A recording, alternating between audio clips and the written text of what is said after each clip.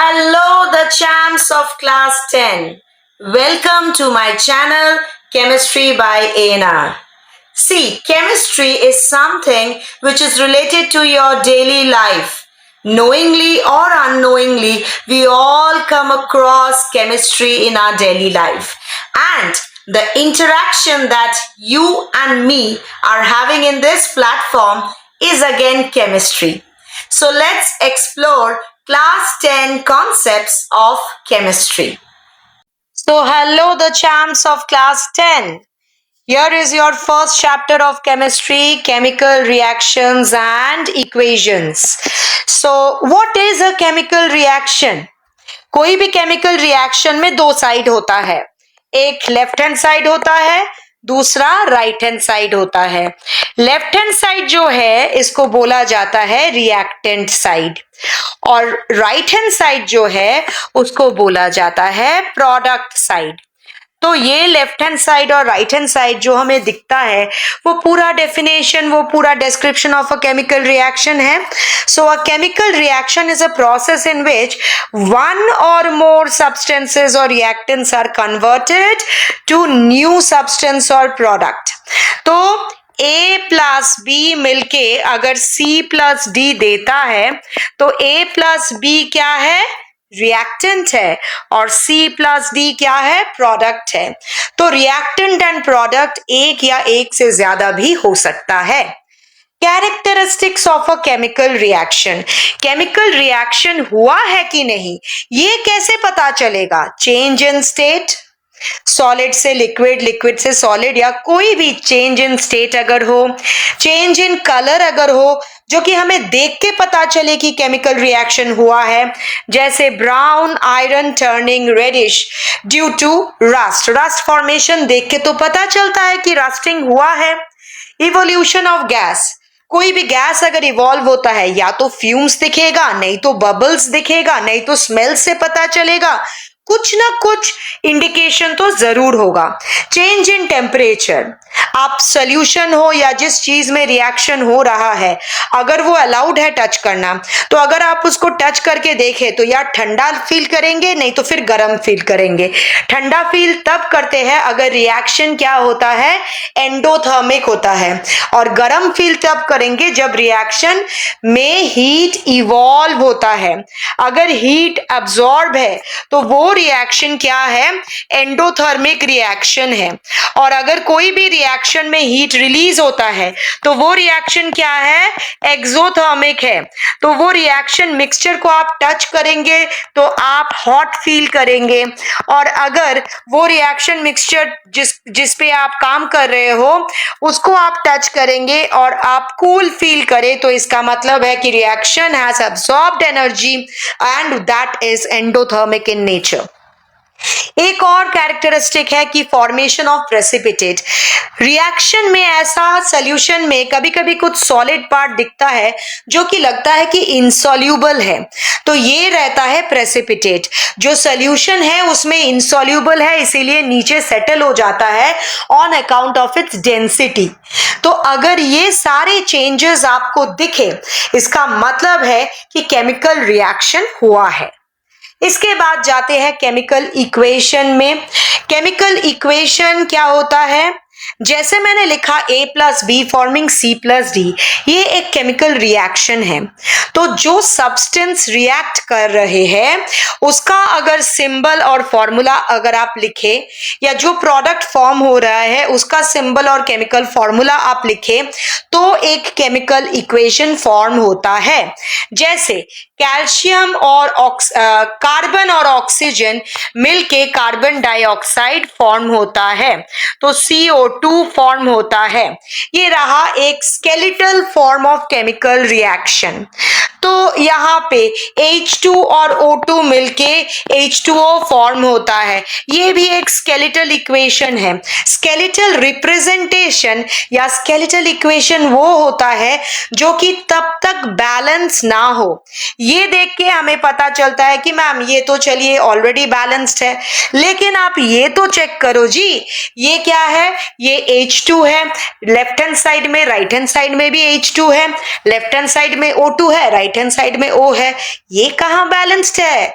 तो balancing of chemical reaction का एक टेक्निक होता है, रूल होता है, और बैलेंस करे तो क्यों करे?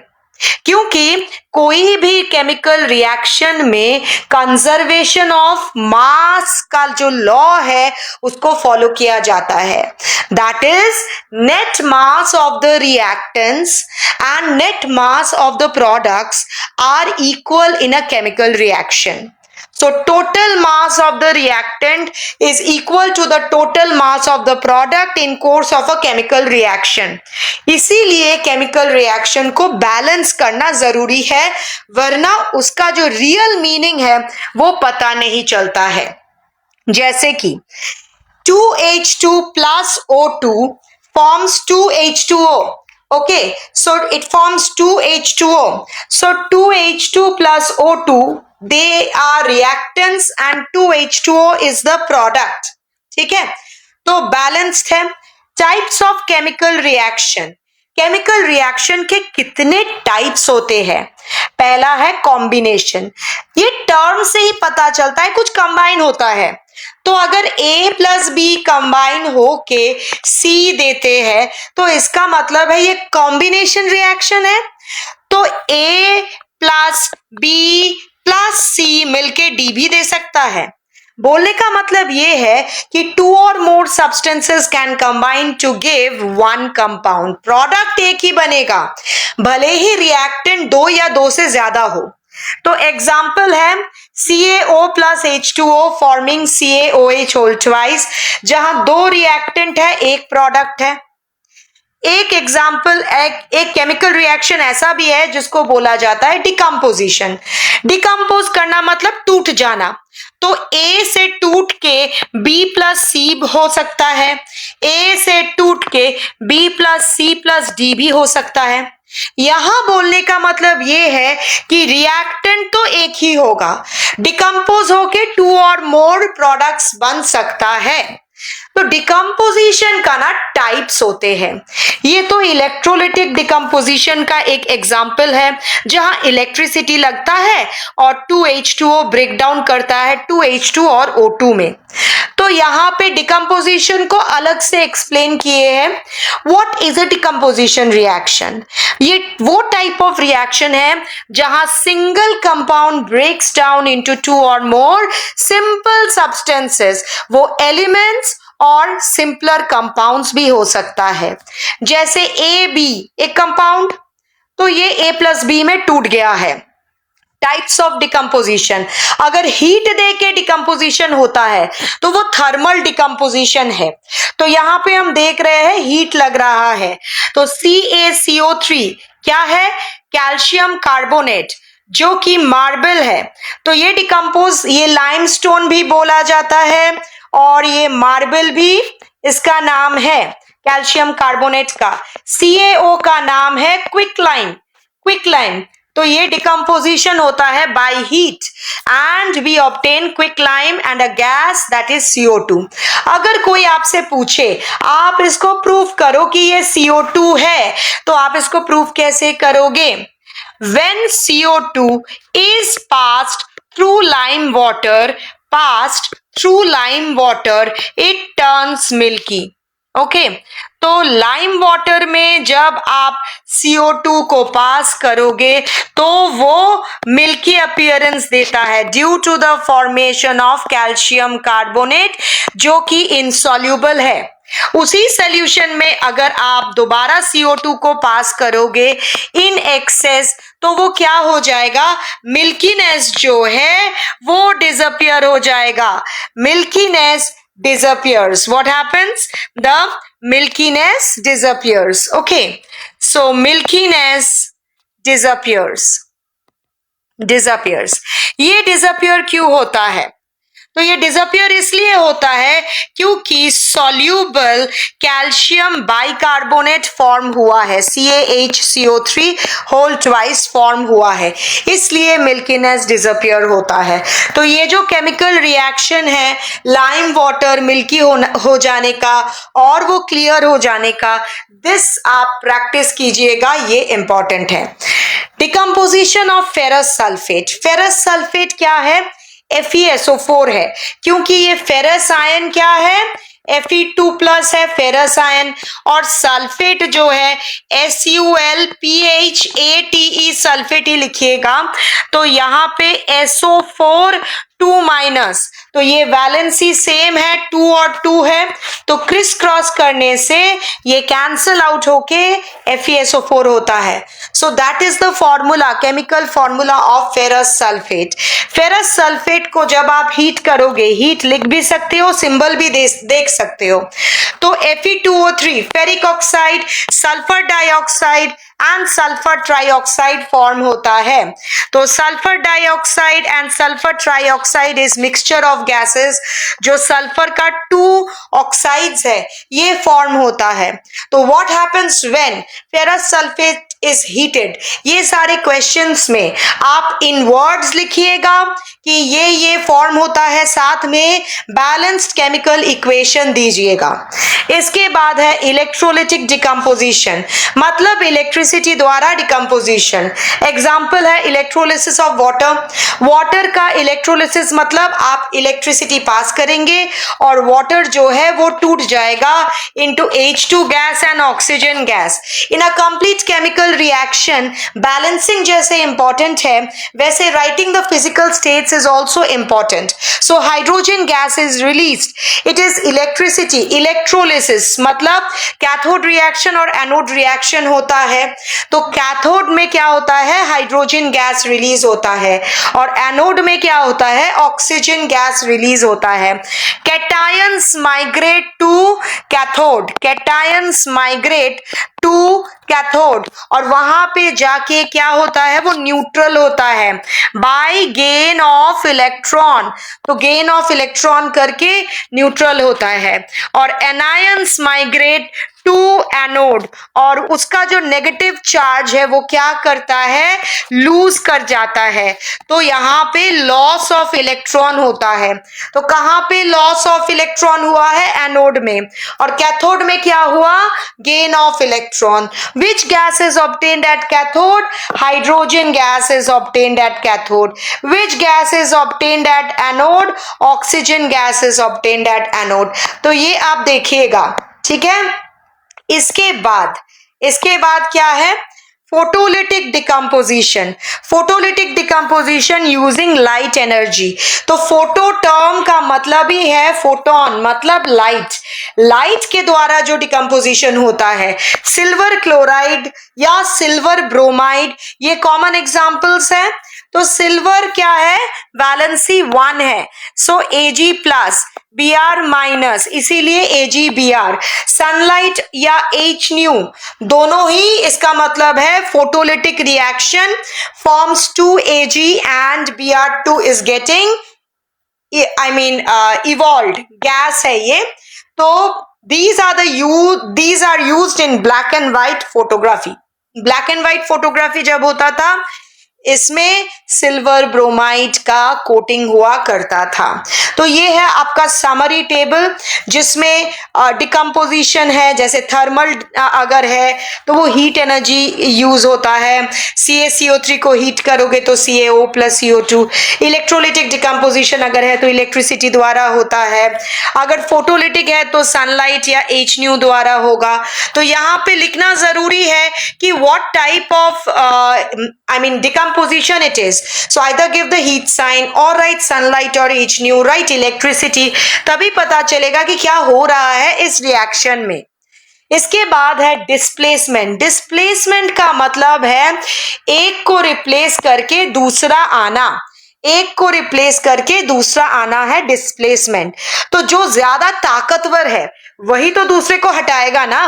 तो अ मोर रिएक्टिव एलिमेंट जो रिएक्टिविटी में ताकतवर है displaces a less reactive one.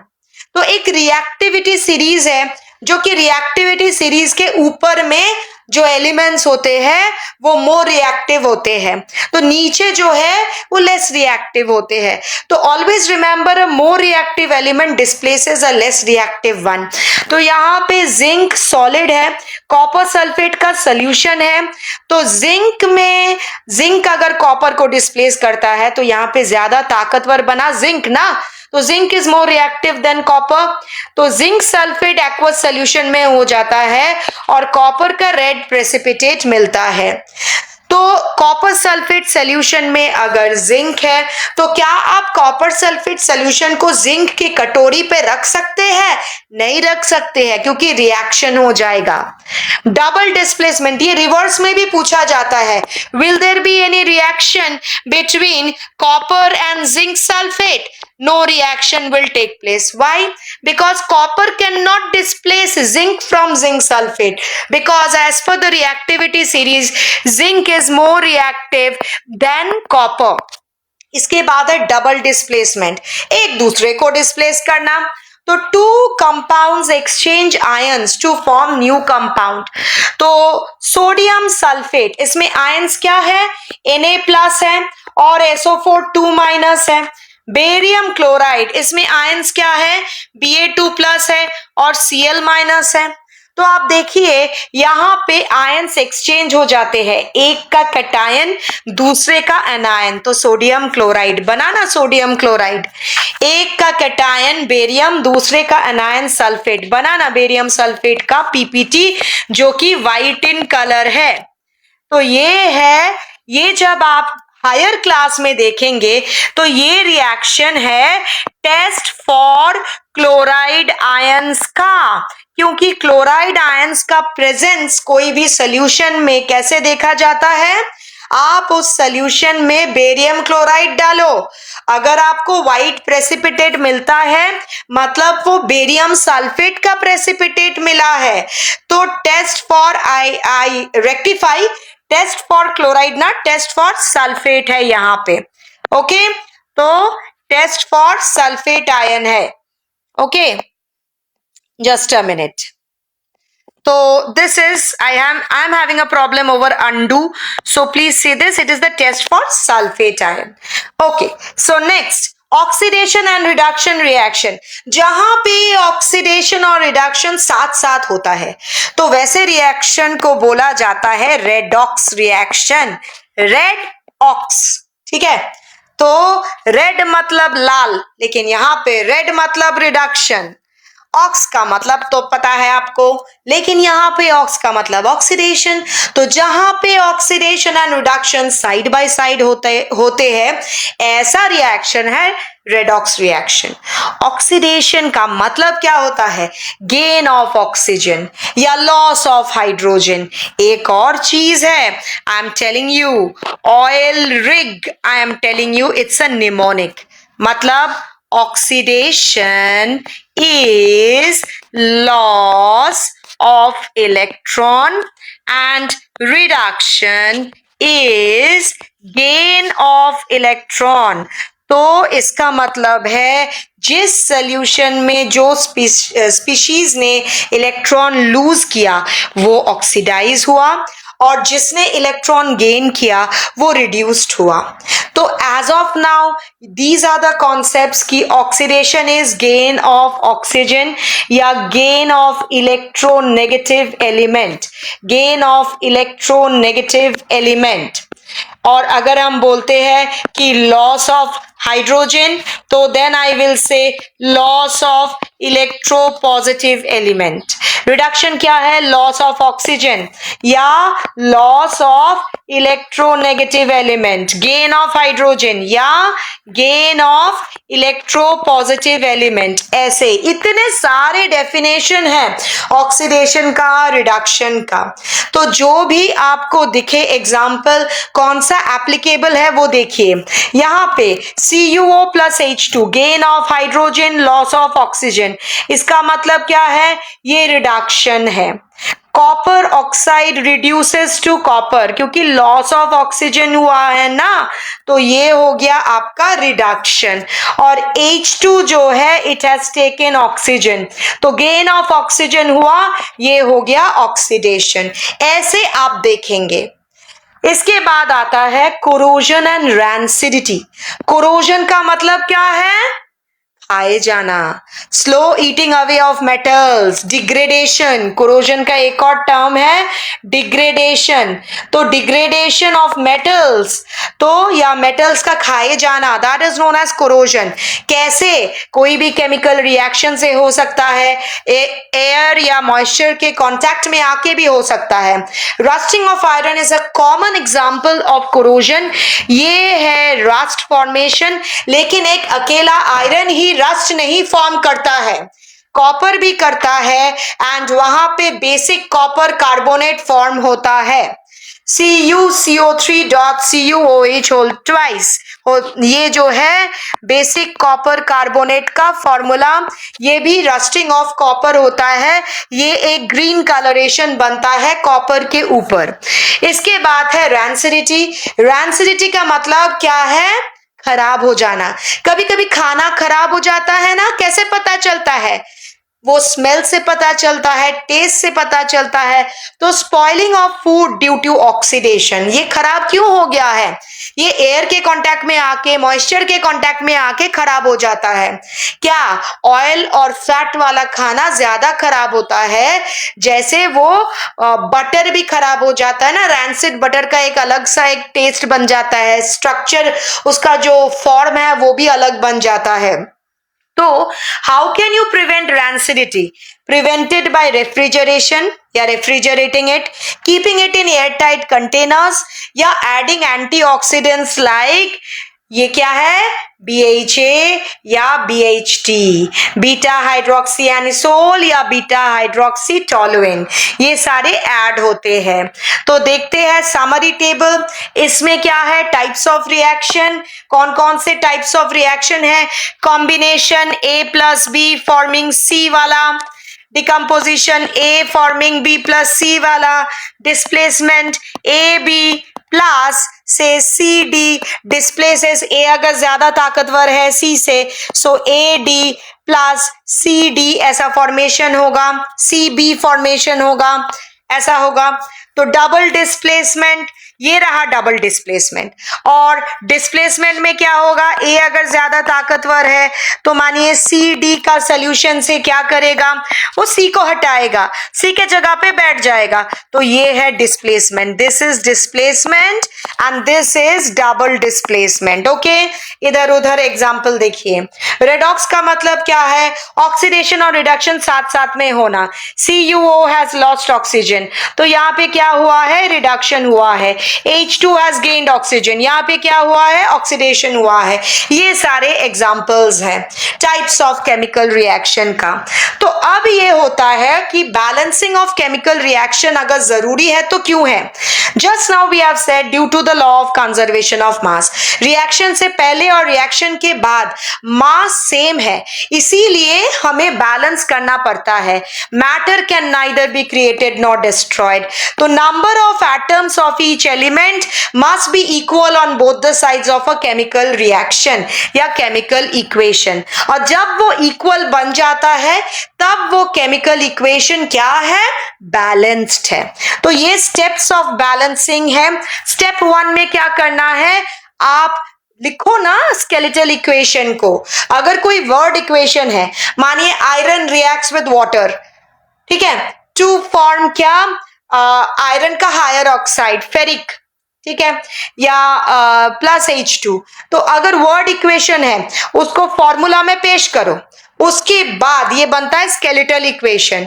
फिर एटम्स को काउंट करो, ये रहा एलिमेंट, जितने सारे एलिमेंट हैं वो रिएक्टेंट साइड में कितने हैं, प्रोडक्ट में कितने हैं? तो Fe रिएक्टेंट में 1 है, प्रोडक्ट में 3 है।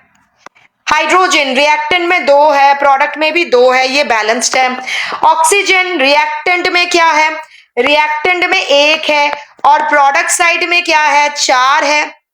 तो अगर ऐसा है, इसके बाद ये क्या है? नॉट बैलेंस्ड है, जाहिर सी बात है, देख के ही पता चलता है रिएक्टेंट की नंबर ऑफ एटम्स और प्रोडक्ट के नंबर ऑफ एटम्स जब तक एक नहीं होता है तब तक तो बैलेंस नहीं होगा। तो balance one element at a time. शुरुआत करना ना मेटल से। Start with the element that appears the least number of times. Obviously ये मेटल में ही देखा जाता है। तो बैलेंस आयरन, तो ये जो बैलेंस देखा जा रहा है कि क्या है, आयरन का लेफ्ट हैंड साइड में उसको 3 करना पड़ेगा क्योंकि राइट हैंड साइड में ना ये 3 है। इसके बाद बैलेंस ऑक्सीजन। ऑक्सीजन क्या है, राइट हैंड साइड में 4 ऑक्सीजन दिख रहा है तो आप लेफ्ट हैंड साइड में 4 कर दो। उसके बाद लास्ट में बैलेंस हाइड्रोजन। तो हाइड्रोजन को बैलेंस करने के लिए यहां तक 8 तो था लेकिन यहां क्या था 2, तो मल्टीप्लाई 8/4 टू मेक इट 8। तो पहले आप मेटल को बैलेंस करो, फिर आप ऑक्सीजन को बैलेंस करो, लास्ट में जाके हाइड्रोजन को बैलेंस करो। ये अगर मान के चलोगे तो आपका बैलेंसिंग काफी इजी बनेगा। इसके बाद check all atoms are balanced or not. दोबारा रीचेक करना जरूरी होता है ना। टीचर बोलते हैं ना कि एग्जाम देने के बाद check whether you have attempted all the questions or not, check whether you have underline the key points or not. इसीलिए चेक करना बहुत जरूरी है। Check whether you have balance every element on the left hand side, reactant side and on the right hand side, product side or not. 3 balanced, 8 balanced, 4 balanced. तो ये रहा balanced. Another example, balance this equation H2 and O2। वैसा ही ऐसे ये example है जैसे मैंने बताया वैसा बैलेंसिंग का। टिप्स फॉर बैलेंसिंग, अभी मैंने बताया बैलेंस मेटल्स फर्स्ट, फिर non metal, then hydrogen and oxygen at last. Never change the subscript, बहुत इंपॉर्टेंट है। बैलेंसिंग के लिए ना ये H2O का ऑक्सीजन को अगर बैलेंस करना है, मानिए 2 से मल्टीप्लाई करना है तो उसको हमेशा सामने डालिए। ऐसा नहीं कि ऑक्सीजन एटम को बैलेंस करना है तो राइट हैंड साइड में या लेफ्ट हैंड साइड में ऑक्सीजन के सबस्क्रिप्ट में आप 2 डाल दो तो कंपाउंड चेंज हो जाएगा। Never do this. Use coefficients only. Number before the compound is known as coefficients. Practice more to master. Yes, practice makes a man perfect. You know very well. जितना practice करेंगे उतना अपना गलती जो है आपको नजर आएगा, गलती को रेक्टिफाई करेंगे और उसके बाद दोबारा उसको प्रैक्टिस कीजिए और देखिए वो वही गलती होता है कि नहीं। This is the way how you should practice. तो ये मैंने प्रिपेयर किया आपके लिए वर्कशीट। तो वर्कशीट का बेसिक लेवल है, एक सेक्शन ए बेसिक लेवल, इसके बाद आपका सेक्शन बी है मॉडरेट लेवल का और सेक्शन सी है हायर लेवल का, वो चैलेंज जोन है। तो ये कुछ 15 क्वेश्चंस मैंने आपके लिए तैयार किया। आप खुद कोशिश कीजिए जो टेक्निक मैंने बताया उससे, एंड उसके बाद आप चेक कैसे करेंगे इसके लिए आप डिस्क्रिप्शन पार्ट में जाएंगे। मेरा बोर्ड वर्क जो होता है उसका नोट पैड का जो लिंक है, वन नोट का जो लिंक है वो आपको मिलेगा डिस्क्रिप्शन पार्ट में। Do click and sign into your Microsoft account to access the entire board work। नीचे आपको आंसर की मिल जाएगा। And if you are unable to see the board work, copy the total complete URL and paste it and get to see the board work. So as of now, bye all of you. Let us meet in the next session. If you like the video, if you think it is helpful for you, please drop a comment and like the video. Thank you all of you once again. I hope you enjoyed the interaction. Try to interact in the comment section with me where I will definitely reply to your comments. So let us explore some more new concepts in our next upcoming sessions. Till then, bye all of you.